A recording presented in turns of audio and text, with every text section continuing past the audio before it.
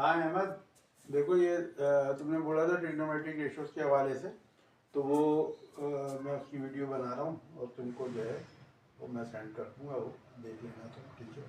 थोड़ा सा मसला मेरे साथ ये हो रहा है कि कुछ जो है ना, मतलब शादी ब्याह की तकरीबात ऐसी चल रही हैं कि मैं जो है प्रॉपर टाइम नहीं दे पा रहा, इस वजह से मुझे भी अफसोस हो रहा है ना। तो मैं जो है, मुझे टाइम जिस वक्त मिला तो मैंने ये सोचा कि वीडियो बना के तुम्हें मैं सेंड करूँ, ठीक है। देखो ये आपने कहा था कि ट्रिग्नोमेट्रिक रेशियोज के हवाले से, ट्रिग्नोमेट्रिक रेशियोज के हवाले से कुछ चीज़ें हम पहले समझ लेते हैं। एक तो देखो कोऑर्डिनेट एक्सिस किसे कहते हैं, कोऑर्डिनेट एक्सिस,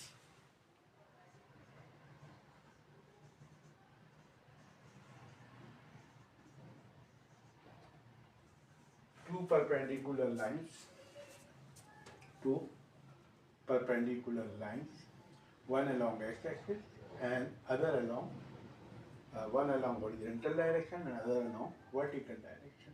इसको नॉर्मली हम कोऑर्डिनेट एक्सिस कहते हैं। इस एक्सिस को हम एक्स एक्सिस कहते हैं और इसको हम वाई एक्सिस कहते हैं। अच्छा, अब एक्स एक्सिस और वाई एक्सिस में अगर हम इस तरफ चलेंगे इस डायरेक्शन में तो ये पॉजिटिव एक्सिस, और अगर इस डायरेक्शन में जाएंगे इस तरफ तो ये निगेटिव कहलाएगी।